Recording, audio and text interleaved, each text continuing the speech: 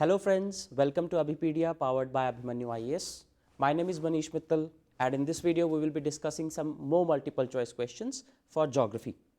इससे पहले भी हम geography के काफ़ी multiple choice question discuss कर चुके हैं, तो अगर आपने वो videos नहीं देखी हैं, do check it out on this channel and before doing that, do not forget to subscribe and hit the bell icon ताकि जो भी हम ये videos post करते हैं वो आपको notifications immediately मिलते रहें.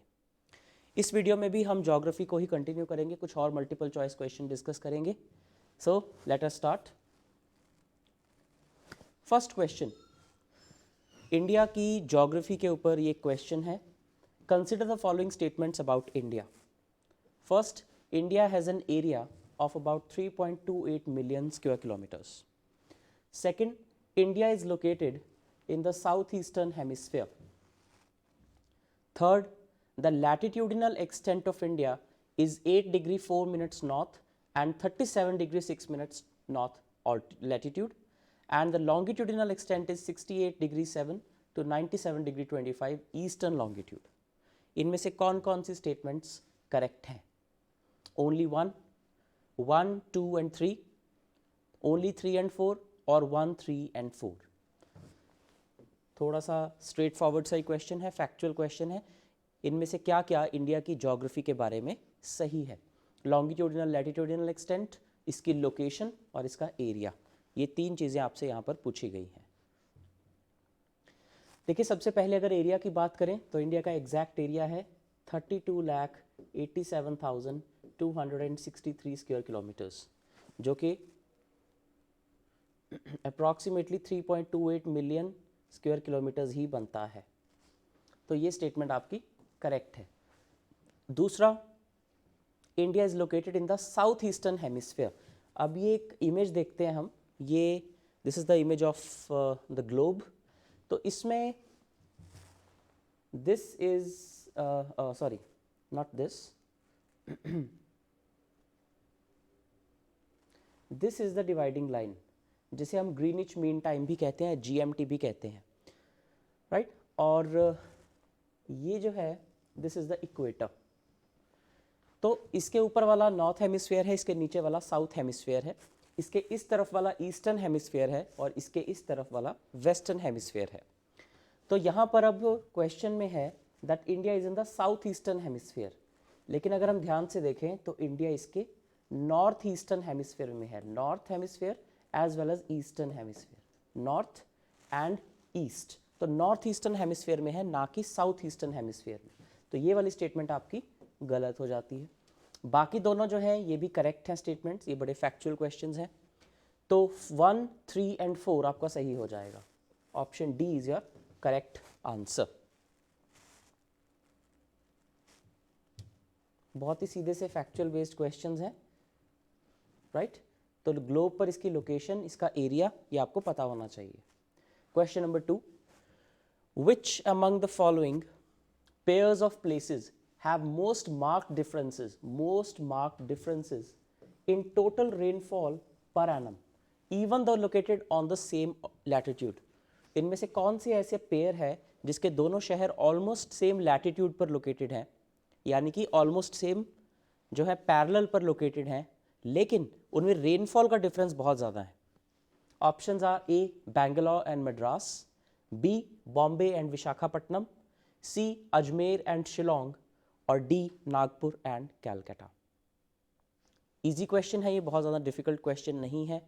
तो आप ध्यान से सोचेंगे कि इनमें से कौन सी दो जगहें हैं जो ऑलमोस्ट सेम लैटिट्यूड पर हैं, लेकिन उनमें जो डिफरेंस इन रेनफॉल है वो काफ़ी ज़्यादा है.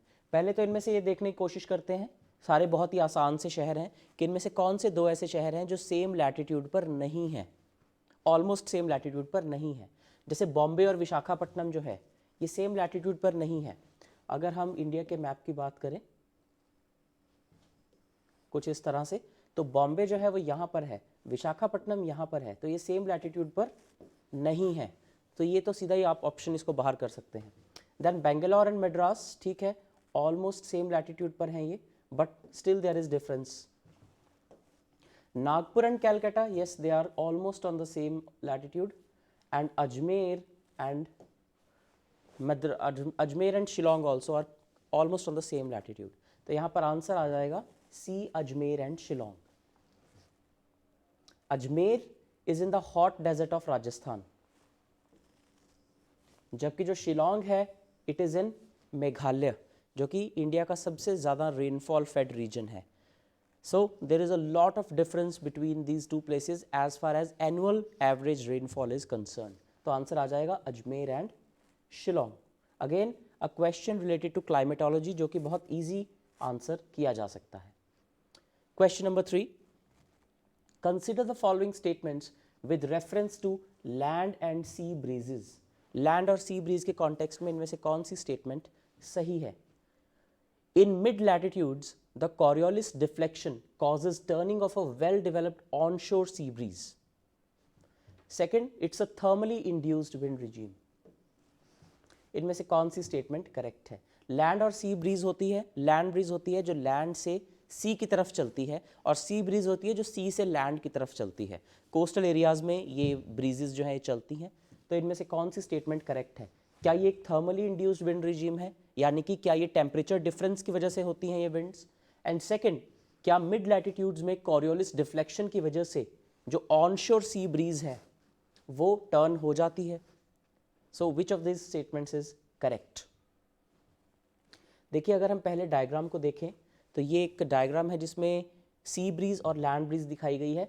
तो दिन के वक्त जो सी होती है वो थोड़ी सी कूल्ड होती है, क्योंकि पानी लेट गर्म होता है और लेट ठंडा होता है, जबकि जो ज़मीन होती है या लैंड होती है वो जल्दी गर्म हो जाती है और जल्दी ठंडी हो जाती है।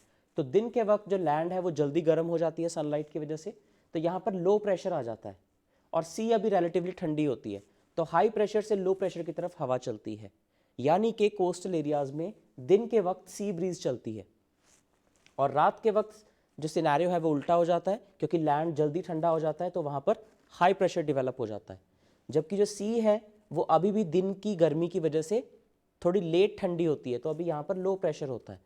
तो फिर रात को चलती है land breeze from high pressure area to low pressure area. तो ये ऑपोजिट लैंड और सी ब्रीज जो हैं दिन में और रात में चलती हैं। So yes, it is a thermally induced breeze, क्योंकि ये गर्मी और सर्दी यानी कि टेम्परेचर चेंज की वजह से चलती है। So yes, it is thermally induced. और ये भी स्टेटमेंट करेक्ट है कि मिड लैटिट्यूड्स में कॉरियोलिस डिफ्लेक्शन की वजह से एक well developed onshore sea breeze turn हो जाती है। So both the statements are correct है।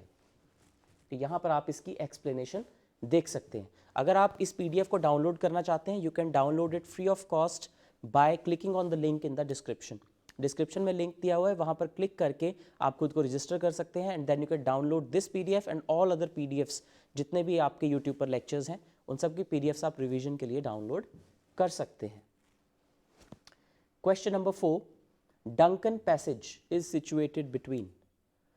तो इंडिया के साउथ में काफ़ी सारे आइलैंड ग्रुप्स हैं, 8 degree channel, 9 degree channel, 10 degree channel, Duncan passage, park straight, बहुत सारे इस तरह के चैनल्स हैं जो दो अलग अलग लैंड मासेस को डिवाइड करते हैं।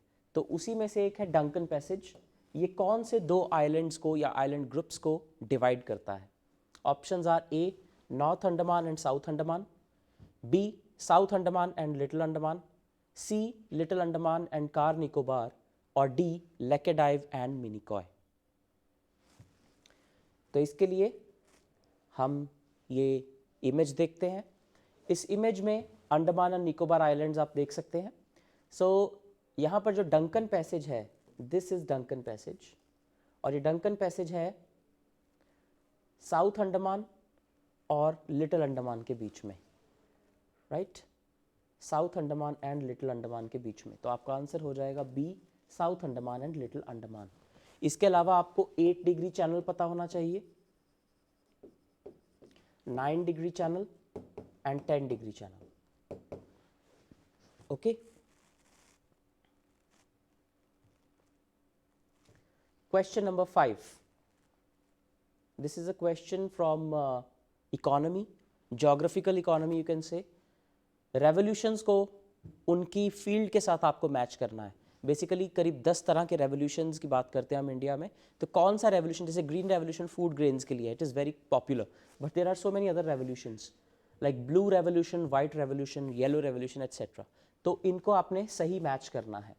ना फॉर एग्जाम्पल ग्रीन रेवोल्यूशन हमें पता है कि वो फूड प्रोडक्शन से रिलेटेड है, यानी कि इसका हो गया 3। उसके बाद जो ब्लू रेवोल्यूशन है, blue revolution is related to your fisheries, तो इसका हो गया 2। White revolution is related to dairy development, so this is 1। और येलो रेवोल्यूशन जो है वो सिल्क प्रोडक्शन के लिए है, 4। तो आपका आंसर हो जाएगा 2, 3, 1, 4। So B is your correct answer.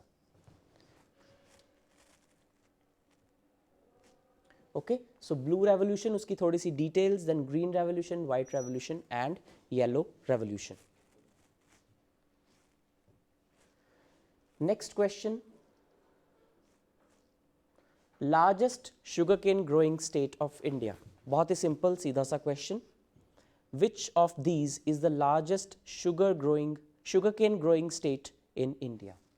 A Maharashtra, B Uttar Pradesh, C Andhra Pradesh and D Punjab. यहां पर ए का मतलब आप आंध्रा से लेंगे। आई विल करेक्ट दिस, क्योंकि यहाँ पे एपी को दो तरह से इंटरप्रेट किया जा सकता है, it can be Andhra Pradesh, it can be Arunachal Pradesh. So I will correct this, यहाँ पर मैं इसको आंध्र प्रदेश कर दूंगा। सो महाराष्ट्र, उत्तर प्रदेश, आंध्र प्रदेश एंड पंजाब, इनमें से largest sugar cane growing state कौन सी है? काफ़ी सिंपल सा क्वेश्चन है ये। इसका आंसर है बी उत्तर प्रदेश। अगर हम देखें शुगर केन ग्रोइंग स्टेट्स को, सो this is a map that depicts different states, और उनमें शुगर केन प्रोडक्शन के अकॉर्डिंग उनका रैंक क्या है। तो पहले नंबर पर आती है उत्तर प्रदेश, दूसरे नंबर पर आपकी जो स्टेट है दैट इज महाराष्ट्र, उसके बाद फिर तीसरे नंबर पर आती है Karnataka. So this is top 10 states और उनकी मार्किंग यहाँ पर की गई है। सो Uttar Pradesh is the largest sugar cane producer of India. Question number 7, arrange the following states in order of their decreasing population as per census 2011। जब तक अगला सेंसस नहीं हो जाता तब तक पिछला सेंसस बहुत इंपॉर्टेंट रहता है, चाहे उसको 10 साल ही क्यों ना हो गया। The data is still very relevant. In fact जब सेंसस 2021 का डेटा भी आ जाएगा, even then you have to cover the entire census of 2011 as well, ताकि आप उन दोनों को कंपेयर कर सके। कंपैरेटिव एनालिसिस आपको पता होना चाहिए। तो सेंसस 2011 के अकॉर्डिंग इन स्टेट्स को डिक्रीजिंग ऑर्डर में लगाना है इनकी पॉपुलेशन के according. 1 West Bengal, 2nd Bihar, 3rd Maharashtra and 4th Andhra Pradesh. तो पॉपुलेशन के अकॉर्डिंग इनको डिक्रीजिंग ऑर्डर में लगाइए कि जिसकी पॉपुलेशन सबसे ज़्यादा है उसे पहले और फिर कम होते हुए। सो वेस्ट बंगाल, बिहार, महाराष्ट्र एंड आंध्र प्रदेश। 2, 3, 1, 4, 3, 2, 1, 4, 1, 4, 3, 2 और 3, 1, 4, 2। इसको पहले मैप पर देखते हैं। देखिए, this is a map that depicts the population of India state wise. तो यहाँ पर जो हमारे पास स्टेट्स हैं, वेस्ट बंगाल, बिहार, महाराष्ट्र एंड आंध्र प्रदेश। वेस्ट बंगाल आता है 4th नंबर पे, बिहार, महाराष्ट्र एंड आंध्र प्रदेश। बिहार आता है 3rd नंबर पे, उसके बाद महाराष्ट्र एंड आंध्र प्रदेश। महाराष्ट्र आता है 2nd नंबर पे और आंध्र प्रदेश आता है 10th नंबर पे, राइट। यानी कि आपका आंसर हो जाएगा 3, 2, 1, 4, क्योंकि हम इसको एक्चुअली इस तरह से लिख रहे हैं। So your answer would be 3, 2, 1, 4 in decreasing order. तो आंसर हो जाएगा 3, 2, 1, 4। B is your correct answer. सबसे ज़्यादा महाराष्ट्र की, उसके बाद बिहार की, उसके बाद वेस्ट बंगाल और सबसे कम पॉपुलेशन है इनमें से आंध्र प्रदेश की। So these are the 4 states in order of their decreasing population as per 2011 census.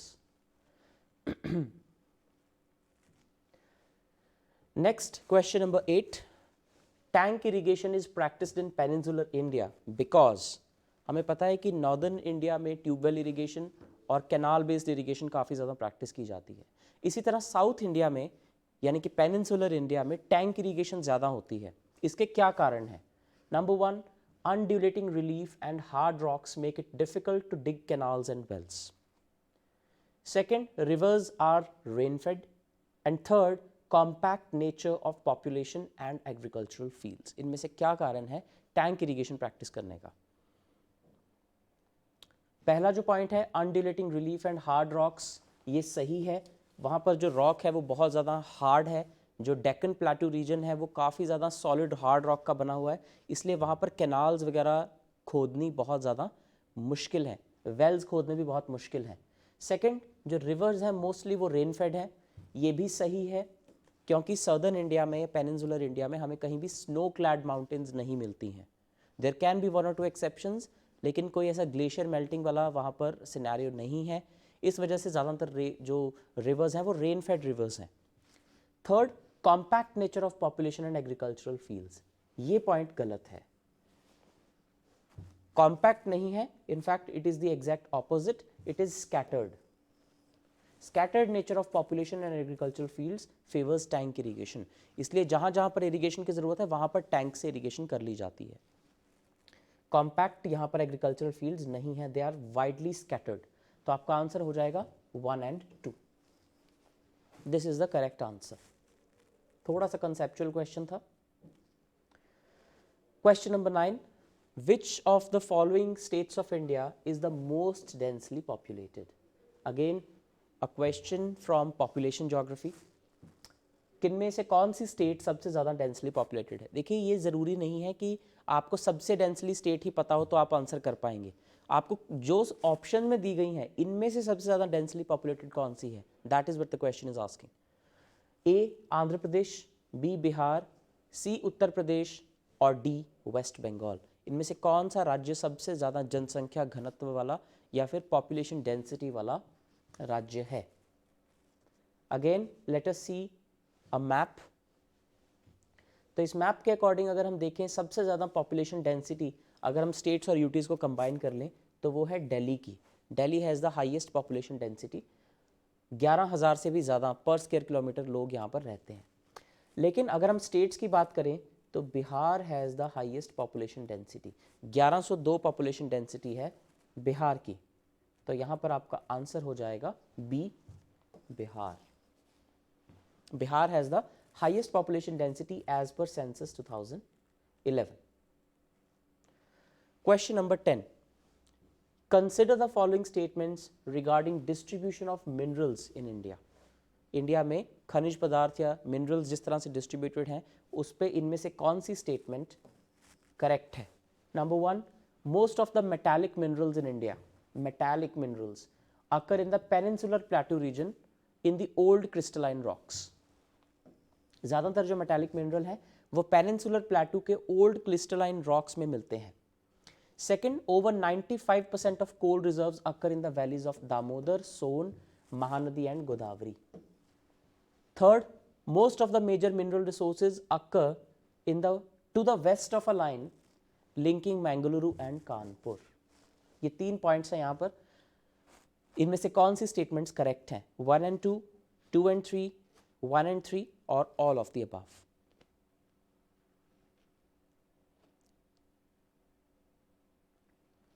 देखिए, इसमें जो पहली स्टेटमेंट है कि ज़्यादातर metallic mineral peninsular plateau region में मिलते हैं, ये सही है।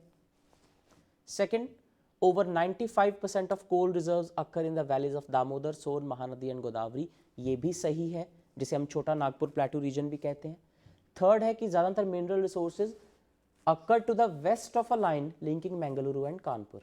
अब अगर हम मिनरल डिस्ट्रीब्यूशन का ये एक मैप देखें तो मैंगलुरु और कानपुर की ये बात कर रहा है। So Mangaluru is somewhere here and Kanpur is here. तो यानी कि स्टेटमेंट कह रही है कि ज़्यादातर जो मिनरल रिसोर्सेज इंडिया में मिलते हैं वो इस लाइन के वेस्ट की तरफ हैं, जबकि एक प्लेन मैप रीडिंग से ही हमें पता लग रहा है कि ज़्यादा मिनरल रिसोर्सेज इस लाइन के ईस्ट की तरफ हैं। यानी कि ये स्टेटमेंट आपकी गलत हो जाती है। It is not to the west, it is to the east of this line. तो ये स्टेटमेंट आपकी है गलत। तो आंसर हो जाएगा 1 and 2। A is your correct answer. ज़्यादातर जो मेटालिक मिनरल्स हैं पेनिनसुलर प्लेटू में मिलते हैं। 97% कोल रिजर्व्स इंडिया के, 97% कोल रिजर्व्स जो हैं दामोदर, सोन, महानदी और गोदावरी के वैलीज वाले रीजन में हमें मिलता है। और जो मेजर मिनरल रिसोर्सेज हैं they occur to the east of the line linking Mangaluru and Kanpur. तो ये आपका करेक्ट आंसर हो जाता है। ऑलराइट, ये मैप है जिसमें आप अलग अलग मिनरल्स जो है non metallic as well as metallic वो कहाँ कहाँ पर लोकेटेड है ये आप देख सकते हैं. You can also download this PDF right by clicking on the link in the description. I hope you liked this video and I hope it helped you in revising some of the concepts of geography. अगर आपको video पसंद आई हो please like, subscribe and share it with your friends. Thank you and all the best for your exams.